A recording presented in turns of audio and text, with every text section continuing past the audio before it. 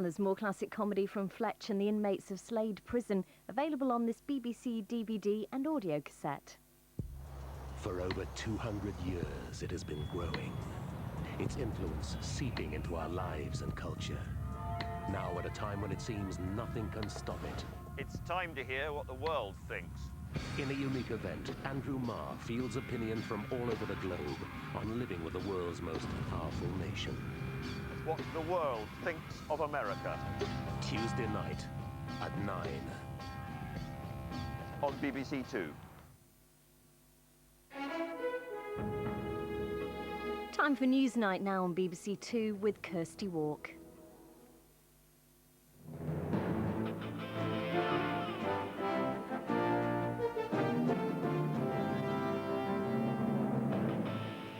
Tonight, the day began with a political shock when Alan Milburn hightailed it out of the cabinet and back to his family. It's not about politics, this. It's personal. But did it end with Tony Blair having to parachute John Reid into health as an emergency measure? And not so much a reshuffle as a revolution. The role of Lord Chancellor is abolished after almost 1,000 years, but another unelected Lord leaps into cabinet and the new all-powerful Department of Constitutional Affairs. Donkey jackets led by lions, or have the leadership of the Fire Brigades Union sold out their members by accepting a deal they could have struck 9 months ago? And is steamy sex besmirching Bollywood?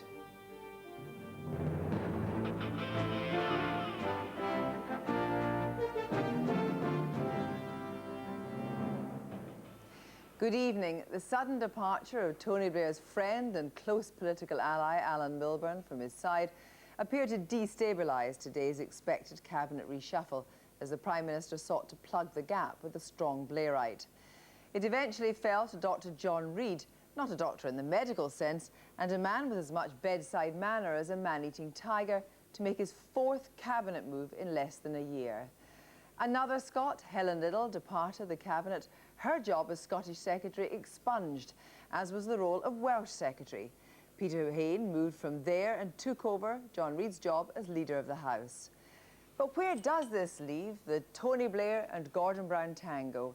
In a moment, I'll be speaking to our political editor, Martha Carney. But first, I'm joined by Matthew Taylor of the IPPR and from Southampton by the former Health Minister, John Denham. First of all, Matthew Taylor, just a quick word just now. I mean, this was something that was meant to have been fixed on Monday when Alan Milburn saw Tony Blair. So why the huge problem today? Well, it's been a remarkable day. The number 10's most popular cabinet minister goes. We have an MP for a Scottish constituency going to be responsible for health, a fully devolved area for the English Health Service. It is the West Lothian question. It is the West Lothian question, and I think that question is going to come to the centre of debate. And at the same time, we have this remarkable constitutional revolution in relation to the Lord Chancellor's Department, which is fascinating and actually very modernising. But even that's got some sort of rather ragged edges.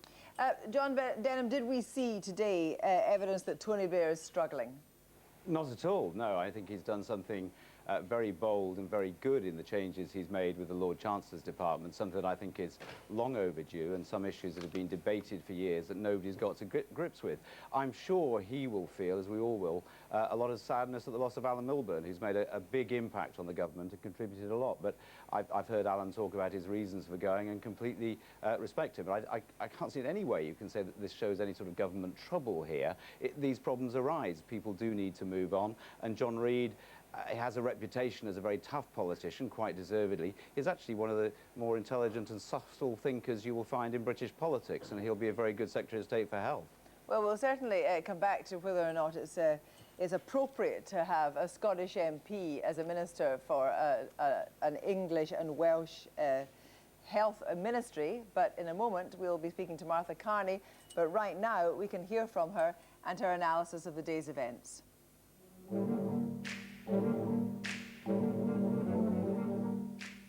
The inner workings of cabinet reshuffles are always shrouded in mystery, known only to a charmed circle, a time of shocks and surprises for ministers and journalists. But this time, it was the Prime Minister who was left stunned when one of his most trusted cabinet allies announced his resignation. Something's had to give, and, you know, I've been getting more unhappy and fed up about it, and and Ruth has as well. And it's boiled down to a choice, and it's pretty straightforward in the end, which is between my career in politics and my life with my family. He's someone who's always taken the utmost care over his career, a man on the move, tipped by some for the top. Now, the constant travelling between his family in the northeast and Westminster has taken its toll, though he acknowledges the news is bound to lead to rumours. I know there will be all sorts of motives and all sorts of implications that people will mull over, and there'll be all sorts of weird and wonderful conspiracy theories, whether they're, you know, political, sexual, financial, or whatever. I understand that. That just goes with the territory. But it's just got nothing to do with any of that. Right, are you ready? Alan Milburn's political roots are a long way from the ultra-moderniser he's known as today. He campaigned to save Sunderland's shipyards and maintains close political contacts in the northeast of England, as well as his home. I've worked with Alan and known him for a long time, and one of the very strong points about him is he tells the truth. You know, he says what things as they are, and I'm sure that, you know, having been in cabinet ever since we came into government, that, you know, he's got a child of 6 and probably not seen him, you know, as much as he should have done or would want to have done for 6 years. So I think he's made a decision. His first cabinet post was at the Treasury, but relations soured with the Chancellor when Milburn became Health Secretary. He fought and lost a fierce battle with Gordon Brown over foundation hospitals. The resignation comes in a week when there's been a strong focus on the Blair-Brown relationship, which political opponents have been swift to exploit. He seems to be lining people up at the Department of Health to take on Gordon Brown. So far, each of them seems to have retired hurt. The real tragedy is that while all this is going on, the people of our country are not getting the improvements in healthcare that we all want to see.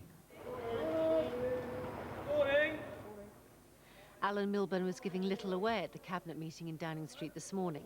He told Tony Blair on Monday, but other colleagues, even Gordon Brown, only learnt the news this morning. So is it really just as straightforward as wanting to spend more time with his family?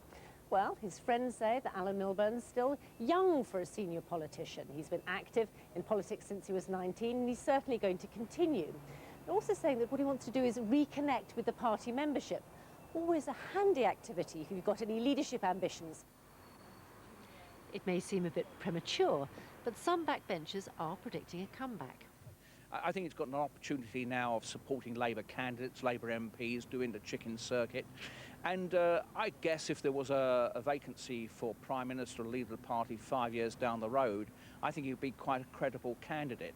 After all, although he's introduced some controversial measures during his period as Health Minister, he's not guilty of any cock-ups, so far as I'm aware. Oh, yeah. His successor, John Reid, has had a bewildering array of government jobs: defence, transport, Scotland, Northern Ireland, then party chairman and leader of the House. Health is his 7th portfolio in 6 years.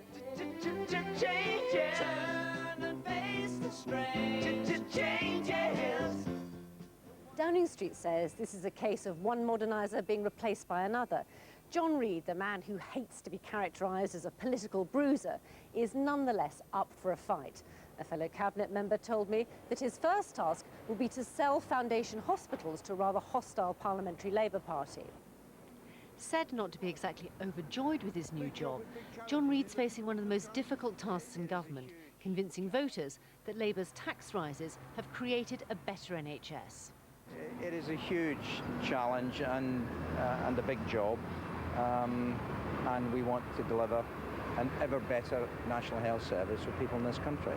That's imbued in the values of this government and this party. Do you think you can make a good job of that? I will do the best I can. That's all I can do. Well, we're told he's a bruiser, tough. He seems to change jobs like I change shirts. Amazing. I can't get into terms with this, people changing jobs just so rapidly. It does seem to me you need to have a bit of expertise, but maybe I'll pick it up quickly. I tell you, he's going to have to, because there's lots of big changes in the hospitals, and delivery, you know, is not happening in every area, so he's going to have to really push very hard to get us to where we want to be.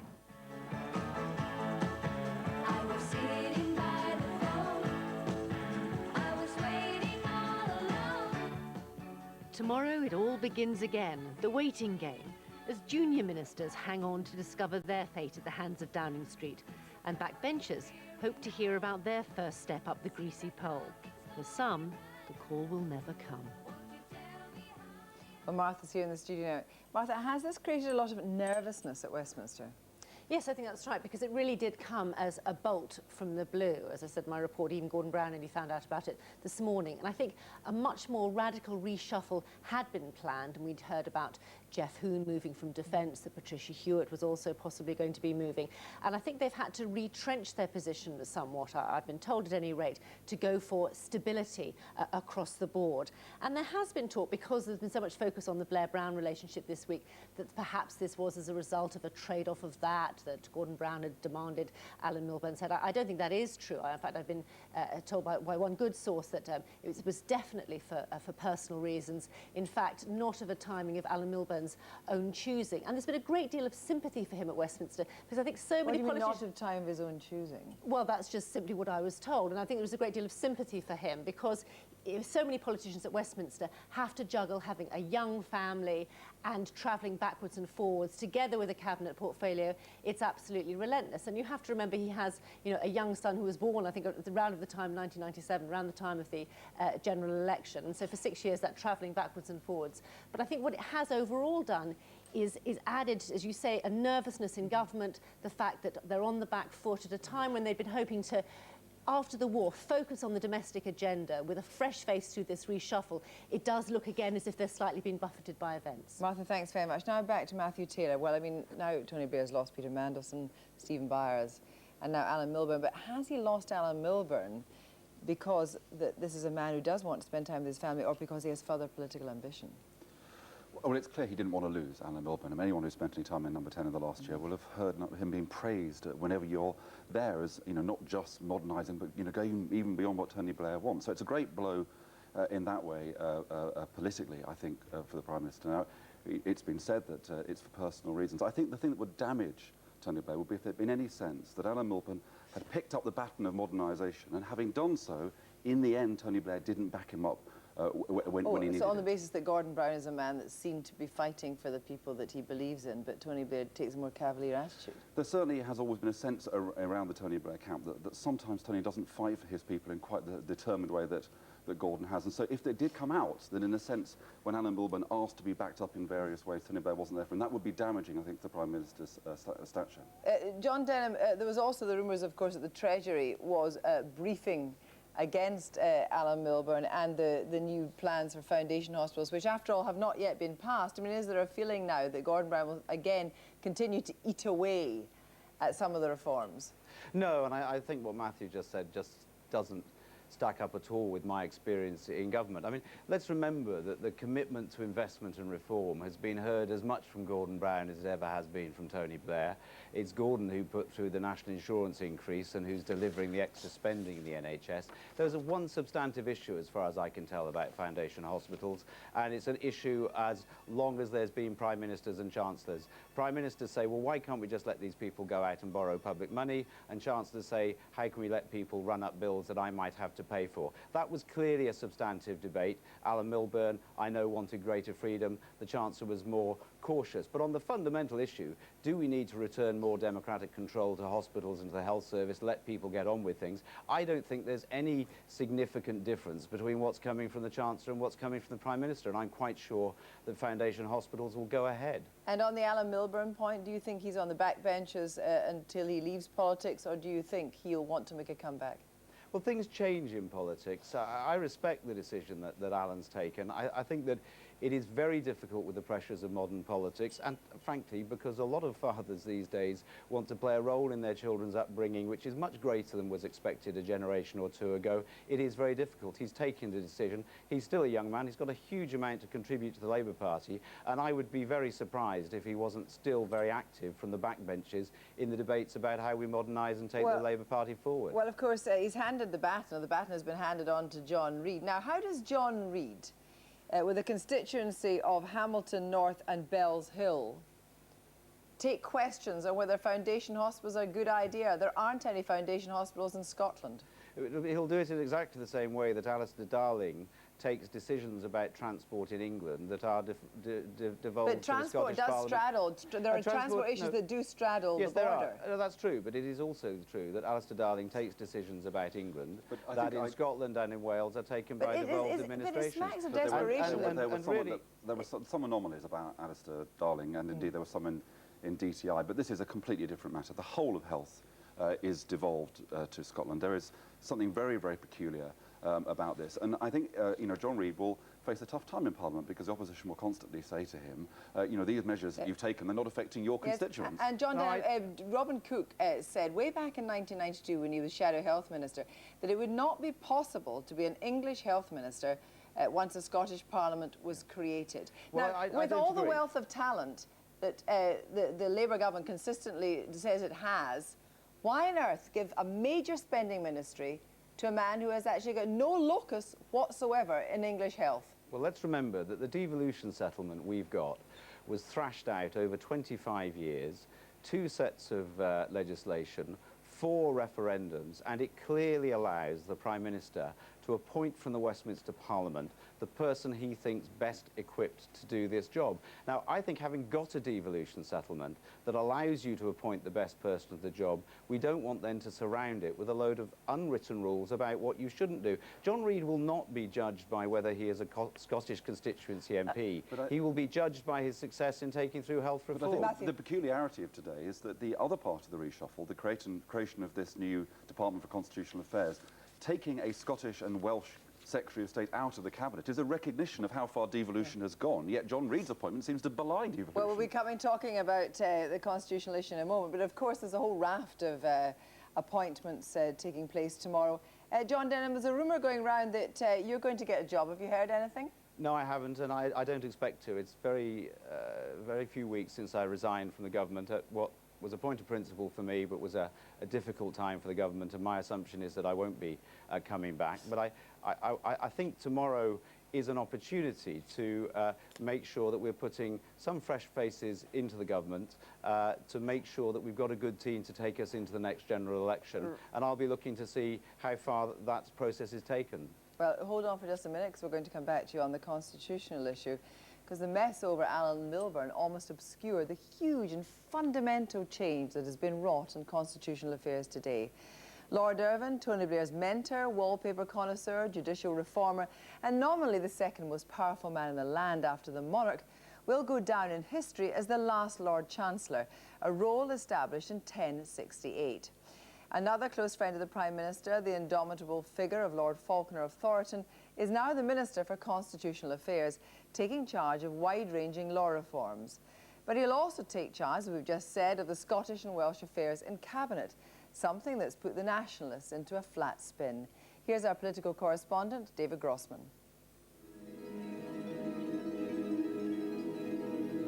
All very grand, but what's it for? The oldest political office in the land, the Lord High Chancellor, took a step towards oblivion today. The current incumbent, Derry Irving, is retiring, and as part of widespread reform, the post, which has been part of the constitutional furniture for 1,000 years, will stride gently into history. The problem was, over all those centuries, the Lord Chancellor accumulated too many hats. He was part of the judiciary, head of the legal profession, a sitting judge who also appointed other judges. He was part of the legislature, as Speaker of the House of Lords. The Lord Chancellor supposedly sat as independent referee of debates there. And at the same time, he was part of the executive, as a member of the Cabinet responsible for constitutional reform. The Law Lords themselves, the top judges, were very unhappy about the Lord Chancellor sitting as a judge. They had made their unhappiness privately known. It is such a flagrant breach of separation of powers. You cannot have a member of the government sitting in judgment on cases often which touch on the affairs of the government. Lord Irving didn't exactly make it easy for critics to ignore these constitutional anomalies. He attracted adverse headlines, spending £650,000 doing up his official apartments, 60,000 of it on hand-painted wallpaper. His ancient job gave him the biggest salary in government and a pension that would make Bill Gates blush. But he was one of Tony Blair's closest advisors. He gave the young Tony his first job as a barrister. So it was only when Lord Irving decided to go that Tony Blair's modernising instincts could get to work. The Lord Chancellor's role in appointing judges will now go to an independent appointments panel, and as part of the reforms, a new Supreme Court will be set up. These changes will be very warmly welcomed by lawyers and the whole of the legal profession. There's been growing pressure for an independent appointments commission. Again, it was much criticised that the power to appoint the judges rested in the sole hands of the Lord Chancellor. The Lord Chancellor's role on the woolsack as Speaker of the House of Lords, that's to be replaced by someone more clearly independent. And the Lord Chancellor's other job, as the Cabinet Minister driving constitutional reform, well, that's to go to one of Tony Blair's other old legal chums, Lord Faulkner. He's to become the first ever Secretary of State for Constitutional Affairs. For those inside Labour who've been pressing for reform for a long time, this is a good first step. I think there's more to come. I think when Lord Faulkner settles the department down, it will grow into a proper Ministry of Justice, and we'll soon see the development of a proper Supreme Court, which is halfway to having a serious separation of powers that democracy in this country really needs. As well as the new Constitutional Affairs hat, Lord Faulkner gets a couple of other hats to wear as well. He'll take over the Scottish office as well as the Welsh office. After devolution, these nations are now thought not to need a place that's exclusively their own in the Cabinet. But Lord Faulkner clearly still has some convincing to do on this one. Yeah, well, I don't remember him being elected. I mean, I'm not particularly convinced by people who are not in the House of Commons either. I think all of these things, whether it's the latest International Development Secretary or whatever, there's plenty of talent within the Commons, frankly, for these people, for these posts to be taken up. So I'm not impressed with that. I mean, whether he's a friend of Tony Blair's or not is neither here nor there to me. I think the constitutional structure that he's setting up is wrong, irrespective of who's actually occupying the seats. What was designed to be a tidying up exercise has thrown up a few constitutional rough edges of its own. Because Lord Faulkner sits in the Lords, two other Cabinet Ministers will have to speak on Scottish and Welsh affairs in the Commons, the new Leader of the House, Peter Hain, and the Transport Secretary, Alistair Darling. That smacks to some of a constitutional patch rather than a long-term solution. And there are other questions as well. The new Health Secretary, John Reid, is a Scottish MP whose new job will deal almost exclusively with the health service in England. Well, I'm sure some policy wonk somewhere will tell me that I've now got two Cabinet Ministers representing Wales, or some smart remark like that. I think it will go down like, well, it'll go down very well in the sense that a brick budgie goes down very well. Lord Irving leaving the Cabinet for the last time. His part in government now finished, but some say that the structure that replaces him still needs more work. The Secretaries of State for Scotland and Wales have been abolished. I'm delighted that we've seen those posts go. That's something we've called for years. But I have a reservation that responsibility for devolution is still going to be fragmented within the government, because although the separate offices have gone, we still have 4 separate ministers responsible for different bits of devolution. This is the moment to work together and make the criminal justice system work together. Absolutely. Tonight, Lord Faulkner posed beside a grinning Home Secretary, and well may David Blunkett smile. He was thought to regard Lord Irving as an obstacle to legal reform, and there was talk that any new ministry would take power away from him. That hasn't happened. But whether these two can remain friends, well, that depends on how this new constitutional arrangement beds down. Just perfect.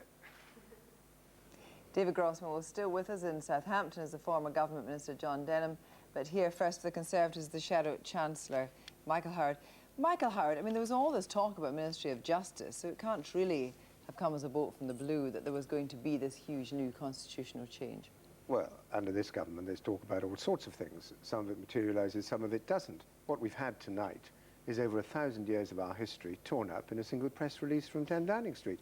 No preparation for it, no consultation document, no green paper, no white paper, and we have no idea what's going to be put in its place. Absolutely none. The only thing we know, and I don't think it's going to be much reassurance to many people, is that the person who's going to be in charge of our constitutional future is the man who presided over the fiasco of the Dome. Lord Faulkner, a crony of the Prime Minister, a failed crony of the Prime Minister, quite unaccountable to anyone in the House of Lords. It does not bode well for the nature of the constitutional The Conservative change we're government about was to never see. adverse to putting Lords into key government appointments. Well, but if you're putting this change forward as a great sort of leap forward into democracy and accountability and all the rest of it, it's very odd, isn't it, to have the minister responsible in the House of Lords? Well, I have to say that we did ask the government to put up someone to talk about the constitution changes, and they wouldn't. What a surprise.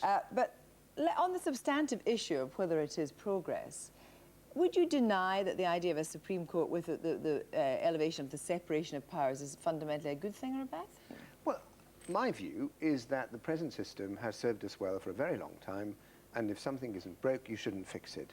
But we don't know. It's very glib to talk of a Supreme Court.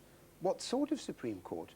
Are we going to have a Supreme Court like the United States Supreme Court, in which the candidates for judicial office are questioned about their political background by committees of the Congress? Is that what we want? One of the great things about this country is that people have been appointed to judicial office without any regard whatever to their political views or their political background. And as Lord Irwin himself made clear in his resignation letter, these changes pose the most serious and fundamental questions about how the independence of the judiciary is to be maintained. He is clearly very unhappy about these changes. Also, the changes that Charlie Faulkner will not only be involved in, well, temporarily he's Lord Chancellor before it actually disappears from the written language. And presumably he's going to be responsible for appointing judges. And he's a complete politician. He doesn't occupy the special position which the Lord Chancellor occupies. But he's also, his other role is certainly going to speak in the Cabinet instead of having a Welsh office and a Scottish office. Now, the Scottish office is one thing, of course, because under devolution, legislation takes place in Scottish Parliament. Presumably you would have no problem with that. What about Wales? Well, I mean, there are differences, and you're quite right to identify them, but the whole thing is such a complete mess. There's absolutely no reason to have the minister with these responsibilities in the House of Lords, with separate spokesmen in the House of Commons, Alistair Darling and Peter Hain as the spokesman in the House of Commons.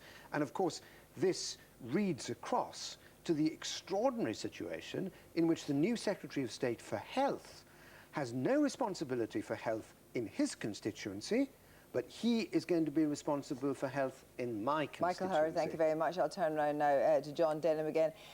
John Denham, what do you make of what Michael Howard is saying, that in fact this is no green paper, no white paper, simply sprung on the people without any kind of consultation? Well, of course, the key legal changes, for example, to set up a Supreme Court or to change the system of judicial appointments, will have to have parliamentary approval. So there's no question of this simply being a fait accompli. It's clearly what the government wants to do. They'll have to bring forward legislation. The other changes, for example, the rolling up the Secretary of State jobs for Wales and Scotland, recognising that devolution has changed those roles, are the sorts of machinery of government issues that have always been the prerogative of Prime Ministers. Hang on, I don't think the Welsh would agree that it's simply a machinery of government issue, when in fact there is no legislature in Wales, and now there is no member of the Cabinet from Wales. No, but there is a recognition, I think, that the National Assembly for Wales is working well, and that on the day-to-day basis, the fundamental issues are ones of making sure that coordination, cooperation, partnership between Whitehall and the National Assembly work well. And so do you think this presages changes in the Assembly which will allow for actual legislative powers to be devolved to the Assembly in Wales?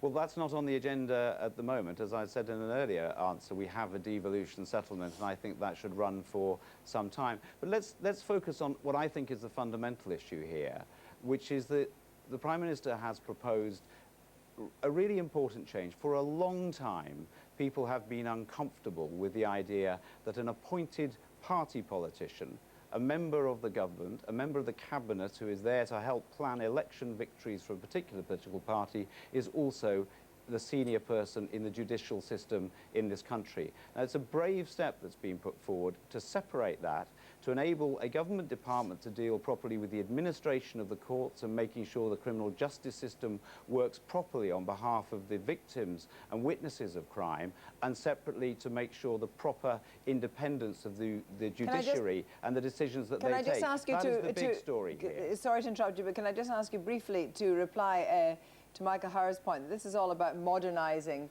changing the law and so forth. So why on earth give the job to an unelected Labour Party member? Well, of course, there have been Lords appointments in senior positions for as long as we've had governments and a House of Lords. We're talking about the future. It is, and of course, you know, I'm one of those people who voted for a directly elected second chamber because I recognise some of the anomalies that are being raised. It was a great shame that we weren't able to get a clear House of Commons majority for a directly elected second chamber. I don't know which way Michael Howard voted. Some of his colleagues didn't. I'm sure that issue will come up again. But as we don't have a consensus on a directly elected second chamber, there is not much choice for governments than to appoint members of the House of Lords to some key government positions, whether this one or another one. Gentlemen, thank you very much indeed. 9 months on, after one of the most bitter industrial disputes for years, the firefighters have abandoned their demand for £30,000 a year and voted 3-1 to accept a 16% pay deal linked to modernisation, which looks uncannily like the one on the table last July. Andrew Gilchrist, the FBU leader, had marched his men and women up to the top of the hill. Today, they had to tumble straight back down. Was the outcome ever really in doubt? And where does it leave the complex relationship between the unions and New Labour? Here's our business editor, Paul Mason.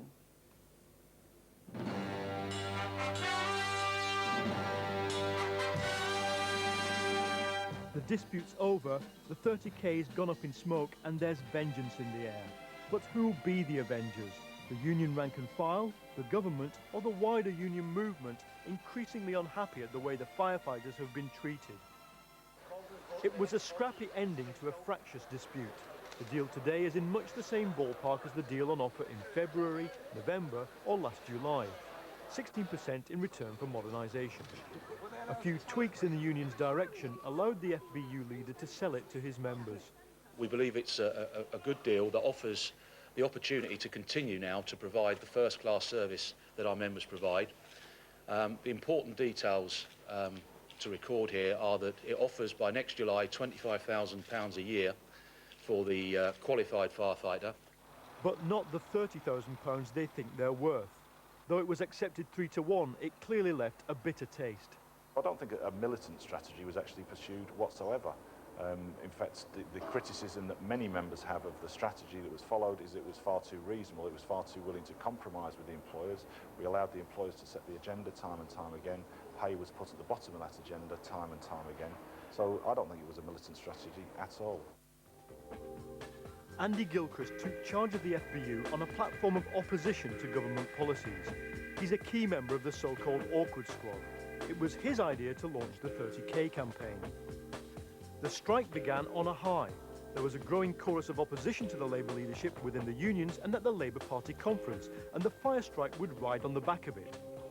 When the government appointed the Bain Commission, many thought of it as a way of seeking compromise. Instead, Sir George Bain told firefighters they should expect no money at all without modernisation. Throughout the strike, both fire bosses and union leaders hinted that Downing Street was getting in the way of a settlement. The actual strikes were repeatedly postponed, and debate raged over how effective they were. As war loomed, government law officers considered banning the strikes, but the momentum had gone. So where does all this leave the relationship between the wider union movement and the government? Union leaders in the public sector will be looking at this, but the lessons they'll take from it are, first, that they'll be pleased that unions have demonstrated they're still alive and kicking and capable of mobilising support. And secondly, that public sector workers can, in wage disputes, still enjoy a considerable amount of support from the public. On the other hand, they'll also have noted the government's determination not to be seen as a soft touch, and they certainly won't come away with any view that just by going on strike or mobilising action that they'll be able to achieve their demands. Mick Ricks is another member of the so-called Awkward Squad. The train drivers leader is closely aligned with Mr Gilchrist. He's a strong critic of Tony Blair, but also strongly against the growing calls for unions to break the historic link with the Labour Party. We were one of the founder members of the Labour Party, and we consider that this is our party. You know, leaders come and go. Trade unionists stay around for a long time, and so do ordinary individual members of the Labour Party. So we've got no intention of walking away. However, I think it would be truthful to say that there's a lot of people that's very uneasy about their long-term commitment and die-hard support for the party. Inside the union movement, the awkward squad is really last year's thing. Over the period of the fire dispute, it's been transformed into what the union leaders call, in private, the fed up with losing group. It actually meets. It seems to be based on two principles. Pick your fights carefully and take the battle over policy into the Labour Party rather than walk away. But I do believe that there are people at times that surround our Prime Minister, strange whispers in ears, and I think that some of those people enjoy seeing Tony be more Thatcherite than Thatcher. And so, you know, if there's fingers that need to be pointed, perhaps it was in that direction. Many of the firefighters who voted for today's deal are now considering whether to break the union's link with the party. If that happened, the effect could snowball. I mean, I'm willing to support people in the Labour Party who do support us, and there were a number of MPs who stood up in Parliament, defended firefighters, defended the FBU. But I think it's sad that when the imposition bill was put to Parliament by John Prescott, only 27 Labour MPs managed to vote against it. I think that's disgraceful. People who call themselves Labour MPs vote for a vicious piece of anti-trade union legislation. So I'm not convinced that when these people tell us that it's possible to reclaim the Labour Party. The consensus would seem to be that, profound though that frustration may be, institutionally the trade union movement has nowhere else to go than the Labour Party. I think the crucial question in the next general election is whether traditional Labour voters in their millions from the trade union movement will go and vote Labour as they have done in the past, or whether they will stay at home. The unions now know the government can and will face down any major confrontation. But there are other ways of getting even with Downing Street.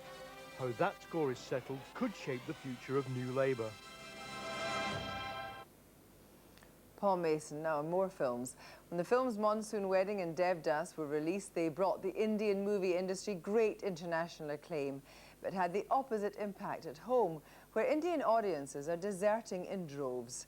Indian moviegoers prefer what they say is real-life drama on offer from Western movies and the rampant sex that often goes with the territory.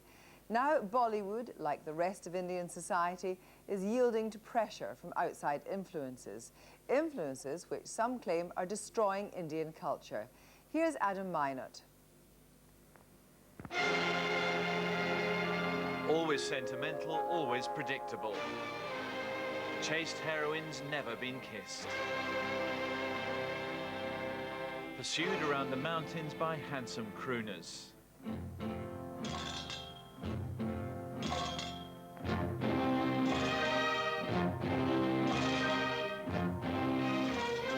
But the successful Hindi movie formula is turning sour.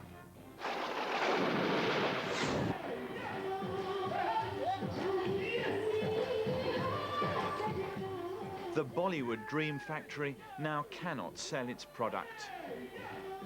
Old-style Hindi films are shedding audiences in their thousands. This industry has sung and danced its way into deep crisis. But the movie moguls say they now have the answer. It's up on hoardings all over Mumbai. An attempt to stop the Bollywood rot with sex. From 3-hour kiss-free movies to this. The latest release, Khwaish, marketed around 17 kiss scenes packed into 90 minutes. Go get a condom. Condom? Mere paas to nahi hai. In conservative India, groundbreaking. This new, raunchy, no-holds-barred Bollywood is not just about a fresh way to market films using sex. It's also a symbol of a new generation in this country wanting to be more honest and open about the way they lead their lives. Please welcome Malika Shawat. The star of Khwaish is on MTV, youth's global mouthpiece, India style. Can you dance? Yes, I can. You're a Bollywood actress. Bollywood actress. Of course you can dance.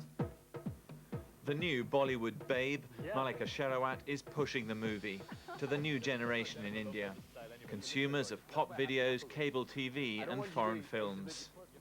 It's done with sex appeal. But I want you to seductively devour this apple. Would you do that for us? I know you're very comfortable, very, very comfortable with your body. No longer the forbidden fruit.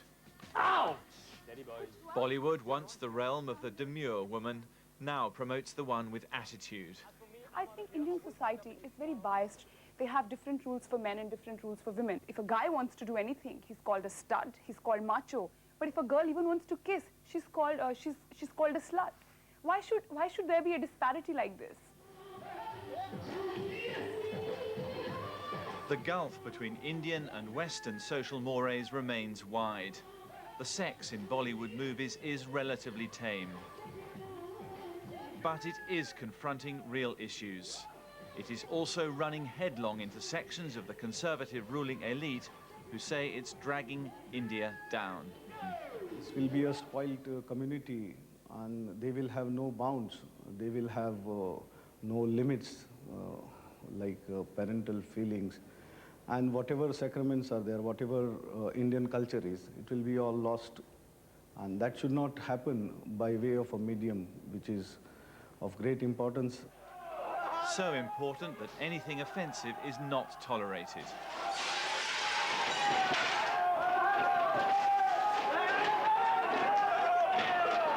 The hard political right believes it's guardian of Bollywood's moral standards. Cinema halls showing the film Fire, which explored lesbian relationships, were smashed to pieces. The latest crop of raunchy movies has not inspired such fury, but Indian film producers are under pressure to push at the boundaries. Anything which is not sensuous, which doesn't appeal to your glands, will not find takers. So we need to realize this, and we need to consciously package the films and make them look more like what the guys in the West are doing. Otherwise, there is a certainty that the younger lot which has been brought up on the MTV Channel V culture will just not go into the halls and buy a ticket.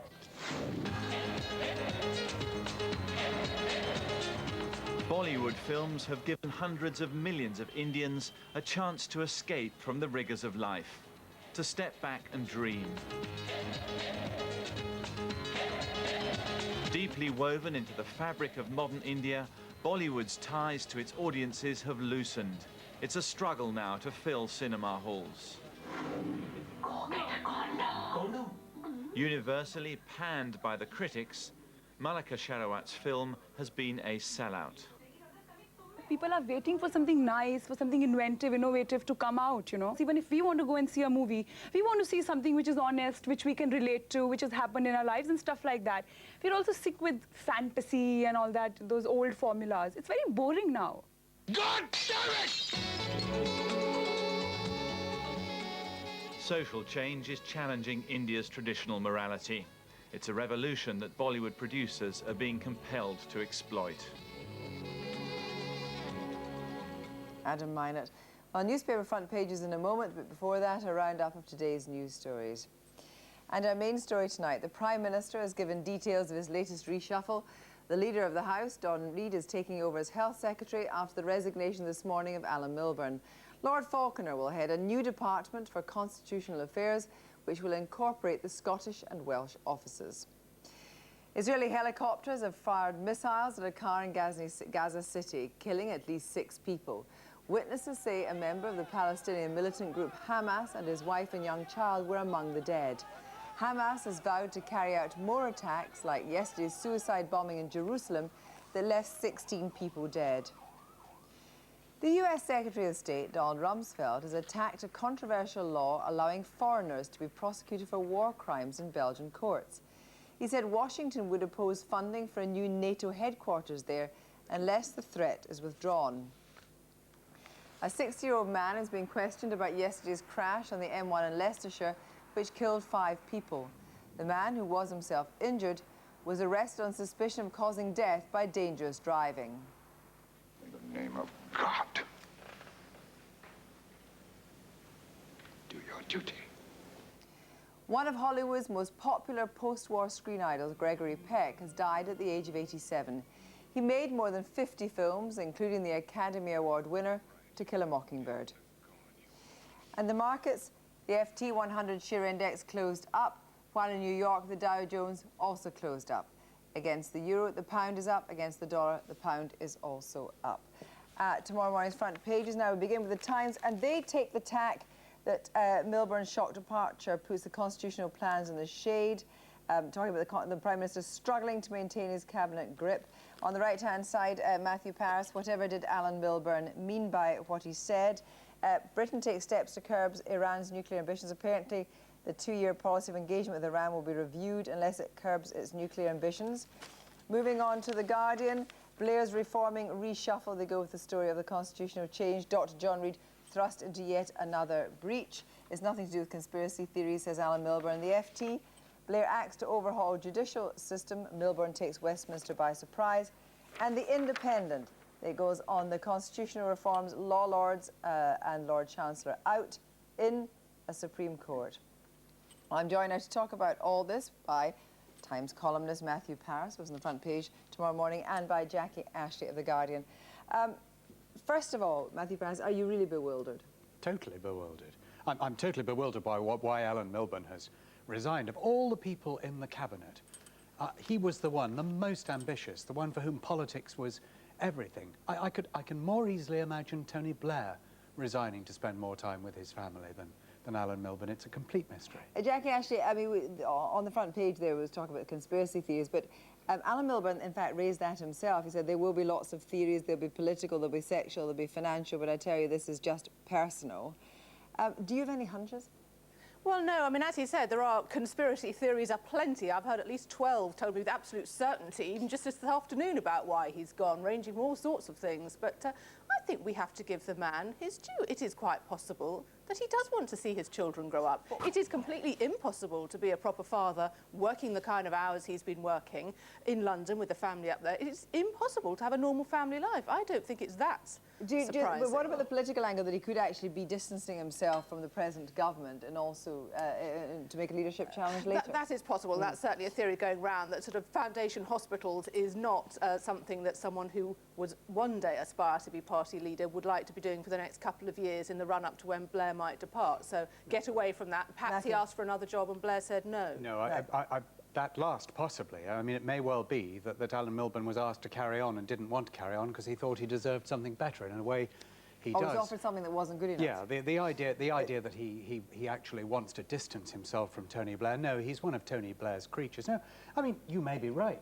We should never completely rule out the possibility that a politician is just telling the truth. What does it mean for Blairism? What does it mean for the cabinet and the balance in the cabinet? Well, I think Blairism is losing coherence. And losing coherence very fast. It's the opposite of Thatcher. Margaret Thatcher came in charge of something that was a bit of a coalition of left and right, and she found definition and focus, even became doctrinaire as she went on. Blairism came in with a lot of direction and is kind of losing direction and losing focus. And all his key lieutenants, Mandelson gone, Byers gone, now Milburn gone. He's only got John Reid left, and look at how desperate it is. He's moved in, what is his 5th job in almost as many months, and raises whole big issues, as we discussed earlier in the programme about that. And of course then puts Charles Faulkner, who's so clearly a close friend in a key ministry. All the bright-eyed young men and women have gone, and it's just a lot of old men in vests. Well, what about that? All the bright-eyed women have gone. What about the women going? Well, I think it's shocking. I mean, we're now 2 women down, aren't we? Because Estelle Morris was replaced by a man, Charles Clarke. And now we've got another woman, Helen Liddell, today, and not replaced by a woman. So, you know, for a government that's meant to be committed to equality, it's not looking very good at all. But given that the tectonic plates were shifting incredibly today, might that mean that plans for tomorrow's junior minister reshuffle I'm sure. In fact, I've been told, you know, don't worry, we'll see lots of bright young women coming up. But, you know, they're not in the cabinet. The cabinet's the top table. That's where they should be. I was running my mind over the junior ranks and trying to think of these really bright up-and-coming young New Labour people. I'm sure there are some, but none immediately spring to mind. Hazel Blears and Douglas Alexander. That's what everyone is. But is it a case he's going to have to skip a generation? I mean, we talked almost jokingly there with John Denham, but there was stories that John Denham would actually be offered a job tomorrow and come back very quickly after his Iraq stance. I mean, is Tony Blair going to have to jump a generation? think he probably is. I mean, people are saying, you know, if we're looking for the next people knocking on the cabinet door, they're all that next generation down. There aren't many around the middle ranks. But in a way, he's jumping a generation the other way. I wouldn't be surprised if Margaret Beckett is promoted again and Jack Cunningham is brought back. Thank you very much indeed. Well, that's all for Newsnight tonight. Excitement tomorrow, and there's round-the-clock news coverage on BBC News 24, which you can find on cable, satellite and Freeview. I'll be back with more tomorrow, and Mark Lawson will also be here with Newsnight Review. Until then, from all of us here, a very good night.